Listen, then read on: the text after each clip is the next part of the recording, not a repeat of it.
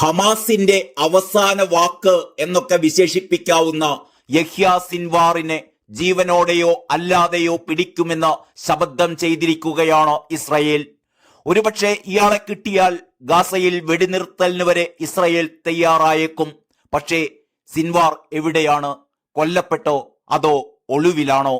കഴിഞ്ഞ ഒക്ടോബർ 7 ഗാസയിൽ യുദ്ധം തുടങ്ങിയത് മുതൽ കേൾക്കുന്നതാണ് യഹ്യ സിൻവാർ എന്ന ഈ 61കാരന്റെ പേര്. ചില്ലറക്കാരനല്ല സിൻവാർ, യുദ്ധത്തിന്റെ കാരണക്കാരൻ തന്നെ ഇയാളാണ്. അതിർത്തി കടന്ന് ഇസ്രായേലിലേക്ക് നുഴഞ്ഞു കയറി 1000-ലേറെ പേരുടെ ജീവൻ കവർന്ന ഭീകര ആക്രമണത്തിന്റെ മാസ്റ്റർ ബ്രെയിൻ. ഭീകര ആക്രമണത്തിന് പിന്നാലെയാണ് ഗാസയെ ഇസ്രായേൽ ഒന്നൊന്നായി തകർത്ത് തരിപ്പണമാക്കിക്കൊണ്ടിരിക്കുന്നത്. 2017 മുതൽ ഗാസയിലെ ഹമാസ് തലവനായിരുന്ന സിൻവാർ ഇപ്പോൾ ഹമാസ് സംഘടനയുടെ പൊളിറ്റിക്കൽ ബ്യൂറോ ചെയർമാനാണ്.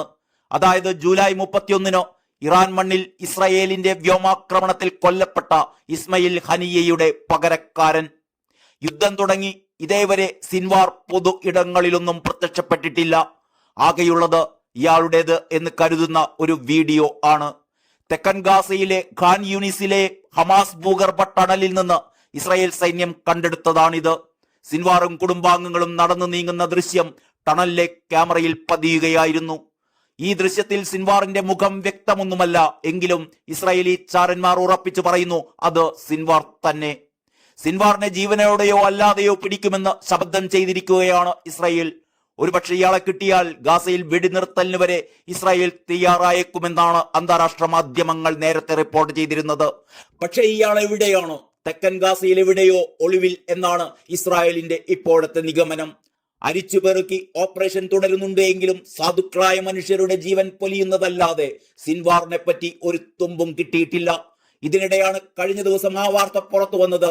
സിൻവാർ കൊല്ലപ്പെട്ടോ എന്ന് ഇസ്രായേൽ അന്വേഷിക്കുന്നു. ശനിയാഴ്ച ഗാസ സിറ്റിയിൽ അഭയാർത്ഥികൾ തങ്ങിയ സ്കൂളിന് നേരെയുണ്ടായ ഇസ്രായേൽ വ്യോമാക്രമണത്തിൽ ഇയാൾ കൊല്ലപ്പെട്ടോ എന്നതാണ് സംശയം. 22 പേരാണ് ആ സംഭവത്തിൽ മരിച്ചിരുന്നത്. എന്നാൽ സിൻവാർ ജീവനോടെയുണ്ടെന്ന് ഇസ്രായേലിന്റെ ആഭ്യന്തര സുരക്ഷാ ഏജൻസിയായ ഷിൻ ബെറ്റ് വ്യക്തമാക്കുന്നു. ഗാസയിലെ മൃതദേഹങ്ങളിൽ ചിലതിൽ ഇസ്രായേൽ സൈന്യം DNA പരിശോധന നടത്തിയെങ്കിലും സിൻവാറിന്റേതല്ലെന്ന് തെളിഞ്ഞിട്ടുണ്ട്.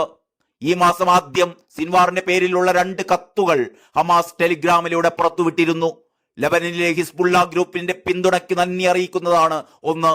അൾജീരിയയിൽ അബ്ദുൾ മജീദ് ടബോൺ വീണ്ടും പ്രസിഡന്റായി തിരഞ്ഞെടുക്കപ്പെട്ടതിനെ അഭിനന്ദിക്കുന്നതാണ് മറ്റൊന്ന്.